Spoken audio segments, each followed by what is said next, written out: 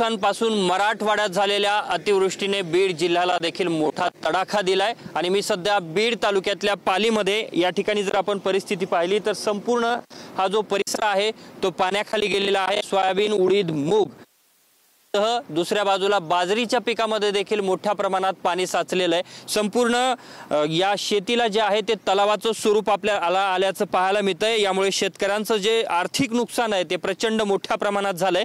या शेतामध्ये अगदी गुडघाभर पाणी आहे, जर इतर थोडंसं बाजूला गेलं तर आणखी खोलपर्यंत पाणी आहे आणि या संपूर्ण सोयाबीन पिकाची जर आता आपण अवस्था बघितली तर पूर्णपणे हे सोयाबीन सडून गेलंय। 100% या पिकांचं नुकसान झालेलं आहे। पालीसह या संपूर्ण परिसरातल्या शेती पिकांना मोठा फटका बसलेला आहे, मोठं नुकसान शेतकऱ्यांचं झालंय। माझ्यासोबत हे काही शेतकरी आहेत पाली परिसरातले।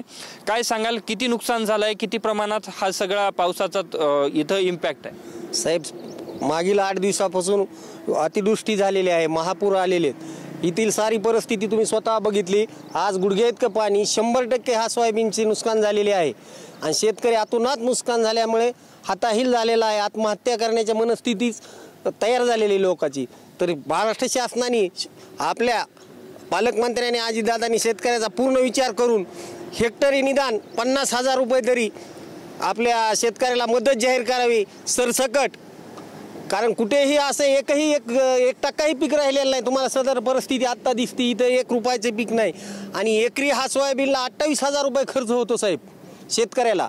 आणि साधारण चांगलं आल्यानंतर पीक 60,000 रुपयाचं हेक्टरी पीक होतं एकरी। तर आम्ही हेक्टरी मागतो, तर किमान हेक्टरी 50,000 रुपये। आणि मागील शिंदे साहेबाच्या काळात 3 हेक्टरचा नियम होता। मला अशी माहिती भेटली की आताच्या सरकारमध्ये 2 हेक्टरवर खाली मर्यादा आणली। तर ती 3 हेक्टर शिंदे साहेबांनी जशी पूर्वी दिली ती त्या पद्धतीने आणि किमान 50,000 रुपये हेक्टर आणि 3 हेक्टर पर्यंत मदत देण्यात यावी। आज अजितदादा इथं बीड जिल्ह्याच्या दौऱ्यावरती आहेत, तुम्ही त्यांच्याकडे विनंती करताय। मात्र दादांनी सकाळी सांगितलंय का शेतकऱ्यांनी म्हटलं की कर्जमाफी करा, तर ते म्हटले आता पैशाचं सोंग करता येत नाही, आम्ही लाडक्या बहिणींना पैसे देतोय, वीज बिल माफ करतोय शेतकऱ्यांचं, मग कर्जमाफी केली पाहिजे का? दादांच्या वक्तव्याकडे कसं बघता? अहो, दादांनी शेतकऱ्याचा विचार केला पाहिजे। शेतकरी हा आपल्या देशाचा पोशिंदा आहे। आज तुम्ही कित्येक उद्योगपतीला हजारो कोटीचे पॅकेज देताय, माफी करताय, त्यांना वीज बिल माफ करताय, उद्योग करण्याकरता असे पॅकेज त्यांचे बुडीत करचे। नीरव मोदी सारखा एक मोठा व्यापारी देशातला हजारो कोटीला फसून पळून जातो, त्याचं काही होत नाही। आणि शेतकऱ्याला देताना तुम्ही असं बघू नका, शेतकरी हा पोशिंदा आहे तुमचा आणि शेतकऱ्याला देताना पैसा नाही असं म्हणू नये। पालकमंत्र्याला आमचे हात जोडून विनंती, शेतकऱ्याला तुम्ही वाचवा ह्या परिस्थितीतून। कारण आजची जी परिस्थिती आहे शेतकऱ्यासारखी कुणाचीही परिस्थिती, तुम्ही महागाईचा विचार करा। आज नोकरदाराला काय पगार आहे? साधारण एक साधा चपराशी असेल तर 60,000च्या आत पगार नाही हा, आणि 60,000 पगार आहे आणि ह्यांना 60,000चं वर्षाला उत्पन्न होतं। ह्या माणसांनी सामान्य जीवन जगायचं कसं? ह्यांना काही भावना हे आहे का नाही? नक्कीच आणखी काही शेतकरी आहेत माझ्यासोबत।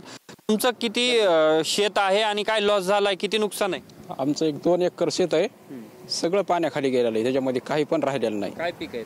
उडीद होता आमचा, मूग आणि उडीद सगळं एकदम साफ होऊन गेलेलं आहे। बाबा, काय सांगाल, काय परिस्थिती तुमच्या शेतातली? तुमच्याकडे किती शेत आहे? 1.5 एकर आहे आपलं। 1.5 एकर असून त्याच्यामध्ये काही नाही, पाण्याने सगळं व्यापून गेलेलं आहे। त्याचं उत्पन्न बी काही नाही। हो, उत्पन्न काही नाही त्याच्यामध्ये। मग आता काय विनंती सरकारला? दादा तर म्हणले पैसे कर्जमाफीला नाही, आम्हाला पैसे द्या ना काहीतरी, म्हणजे मग तरी आमचं कसं तरी भागत राहील, नाही तर काय उपाशी पोटी मारण्याची वेळ आली आमची आता। कर्जमाफी केली, कर्जमाफी झाली पाहिजे। हा, कुठून पैसे आणायचे आम्ही? काय खायला प्यायला सगळे?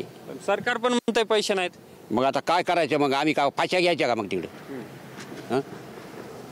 नक्कीच तुमचं कुठं शेत आहे इथल्या एरियामध्ये आणि किती नुकसान आहे तुमचं? 100% नुकसान झालेलं आमचं। 2-3 एकर शेत आहे, पण नुकसान तर पूर्णच खलास झालेलं आहे। दादांनी जे आज वक्तव्य केलं की सरकारकडे पैसे नाहीत, लाडक्या बहिणीला, शेतकऱ्यांच्या वीज बिलाला पैसे देतोय सरकार, मग आता कर्जमाफीसाठी पैसे नाहीत असं म्हणतायत, कसं बघता तुम्ही याच्याकडे? सरकार जर पैसेच नाहीत म्हणलं सरकारकडे, मग आपण कुणाकडे मागायची? ते जर आज अंग काढून घ्यायला लागले तर मग आपण कुणाकडे जायचं? मग त्यांनी असं केल्यानंतर मग शेतकऱ्यांनी काय फाशी घ्यायची का? काय म्हणलं दादाला? आता दादांनी 100% नुकसान भरपाई तर द्यायलाच पाहिजे, कर्ज तर पूर्ण निलच करायला पाहिजे। त्याशिवाय आता जमिनीतून उत्पन्नच नाही तर कर्ज भरायचं कशा पद्धतीवर?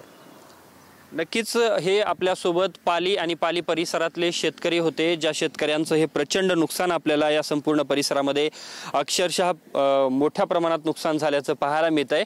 आणि याच शेतकऱ्यांनी आता सरकारकडून अपेक्षा व्यक्त केली आहे, सरकारकडे जर पैसे नसतील तर आम्ही कुणाकडे बघायचं, आत्महत्या करायची का, असा सवाल या ठिकाणी शेतकऱ्यांनी उपस्थित केला आहे। यामुळे आता सरकार नेमकं काय मदत करतं याकडे सर्व शेतकऱ्यांचे डोळे लागलेले आहेत। अक्षरशः शेतकऱ्यांच्या स्वप्नांचा चुराडा झाल्याचं या ठिकाणी पाहायला मिळतंय। कॅमेरामन हर्षल निकमसह मी अशोक काळकुटे, TV9 मराठी, बीड।